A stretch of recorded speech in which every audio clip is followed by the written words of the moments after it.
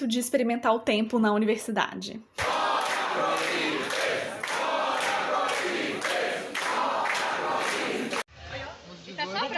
Então, como a mídia faz as pessoas acharem que greve é parar tudo e ficar em casa sem fazer nada, só para dar um contexto aqui, eu vou explicar rapidamente como que acontece de verdade. As professoras conseguiram conhecer Tinha um os comando seus local colegas de greve, outras unidades, da as UFBA, suas né, propostas bem de trabalho, geralzão, as suas propostas de organizava esse militância calendário e de atividades debate todo, em defesa cada da unidade, universidade né, cada pública. curso, E cada esse escola por da si só UFBA já tinha seu é uma próprio grande comando de vitória. greve, A gente poder se que olhar é no olho, aquelas 1000 discutir o pessoas ali, um contraditório, pequeno grupo de entender e pessoas, construir sínteses professoras, necessárias estudantes, para o nosso que trabalho em defesa uma da vez na semana universidade faziam uma pública. reunião e montavam uma agenda, né, de atividades de greve.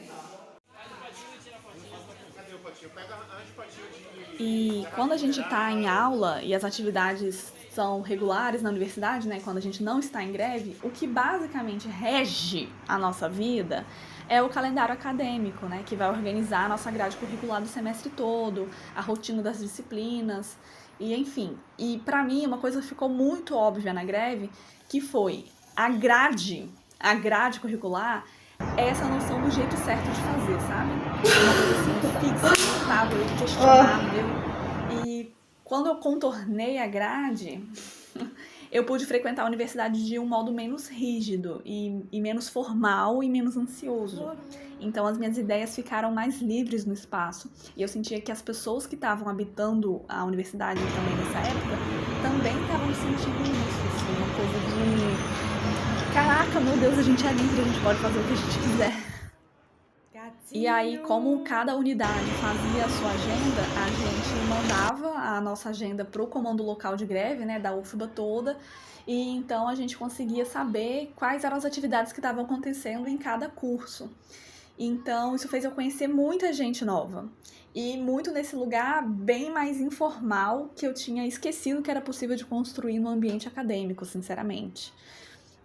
Para vocês terem noção, até as minhas roupas mudaram. Eu passei aí bem mais confortável e passei a conhecer as pessoas assim, de um jeito leve, para fazer amizade, para flertar, para falar de educação, para falar de arte e para falar besteira também, né? E aí tinham as oficinas, as palestras, os aulões, tipo, sobre qualquer coisa, e muitas delas pautavam também a coisa da greve, né, pelo que os professores estavam lutando. E além dessas oficinas e aulões, tinham as assembleias gerais, onde a gente discutia sobre como é que estava o andamento da greve, né? Os acordos do governo, as respostas, as contrapropostas. E isso tudo fez eu me reconectar muito com a Sofia de 16 anos, que foi a minha época assim mais militante, insuportável e palestrinha possível. E foi nessa época que eu basicamente era monotemática mesmo, eu só pesquisava e falava sobre escola e modos diferentes de pensar a educação no Brasil. Porque eu decidi que eu seria professora aos 14 anos, na 8ª série. Então, a minha adolescência inteira, assim, eu dediquei pra pesquisar isso e falar sobre isso com todo mundo que eu conhecia.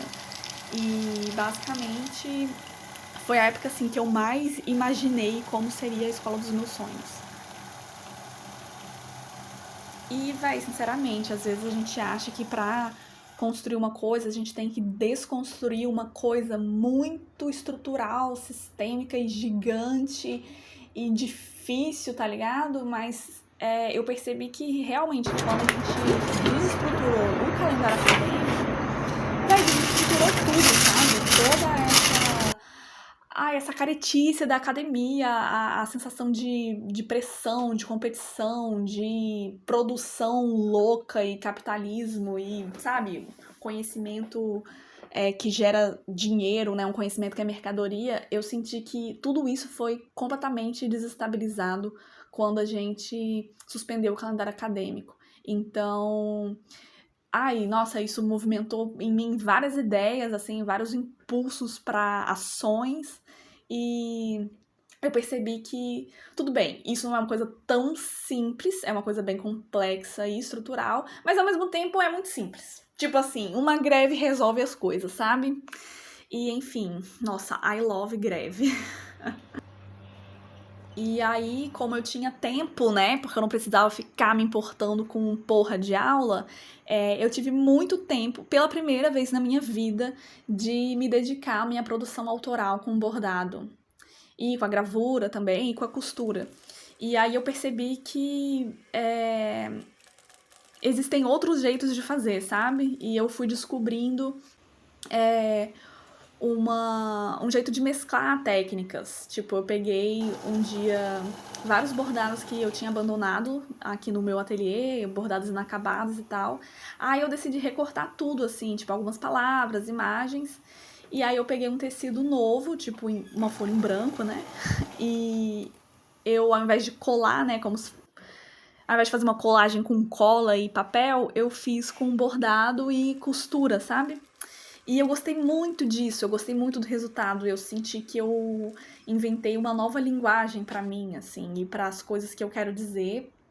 E eu realmente comecei a trazer de fato pra minha poética essa temática que sempre esteve pulsando no meu coração, que é educação, pedagogia engajada, educação para liberdade e outros jeitos de pensar e fazer escola.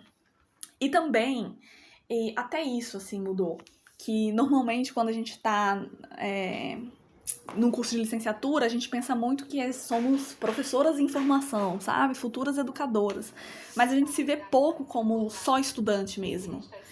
E eu acho que eu criei uma outra relação com o aprendizado, tipo, com o lugar de ser aprendiz. E eu acho que para você ser professora, enfim, para você ensinar alguma coisa, você tem que aprender a coisa, você tem que saber como se aprende a coisa. E não é como os outros aprendem, é como eu aprendo. E aí eu comecei a ter mais confiança também pra dizer como eu aprendo as coisas, sabe? Porque eu acho que o jeito que eu aprendo também é um jeito que muita gente aprende. E eu tô pensando assim, na nossa geração, né? Geração Z. Sei lá, velho, aí me deu vontade de falar umas coisas que, tipo, antes eu tinha muito medo de falar, né? Eu acho que eu sempre olhei pra minha adolescência com uma certa vergonha, porque eu aprendi que pra você ser adulta, tipo assim, você precisa olhar pra adolescência de um jeito meio ridicularizado mesmo, sabe? Porque aí isso mostra que você amadureceu, que você superou essa fase. E, véi, nossa, mudei completamente essa visão. Eu acho que minha adolescência foi ótima. Eu fui uma adolescente bem legal, tá ok? E eu fiz o que deu, foi bem caótico.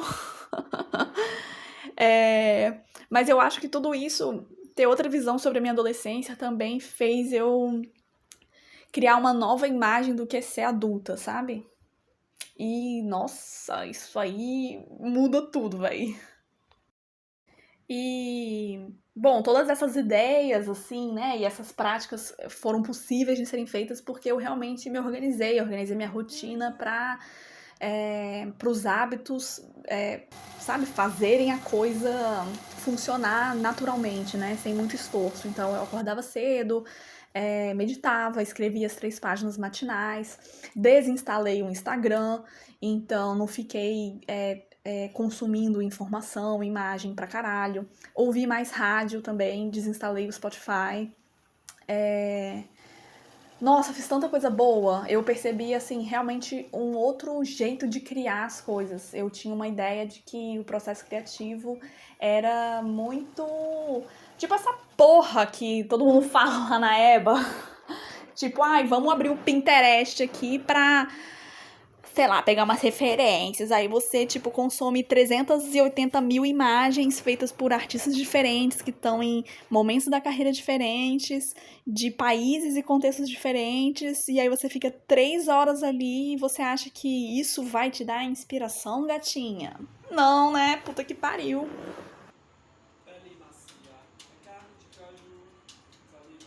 Em suma, não existe um jeito certo de fazer. E por isso eu posso fazer do meu jeito. Com o meu jeito de sentir, meu jeito de olhar, de decifrar e interpretar o mundo. E com o meu próprio jeito de falar e de me expressar com as pessoas ao meu redor. E o que eu aspiro é poder criar intimidade com o meu jeito de ser e de fazer as coisas. Que quando eu sinto vontade de fazer alguma coisa que é diferente do que está posto, que eu escolha o meu desejo. como quem reencontra uma velha amiga, e que eu realmente possa aceitar e acolher o meu jeito de ser artista, o meu jeito de ser universitária e principalmente o meu jeito de me sentir boa o bastante para soltar a grade ou qualquer regra que imponha um jeito certo de olhar o mundo, um jeito de olhar a arte, um jeito de olhar a escola e principalmente um jeito certo de olhar para mim mesma.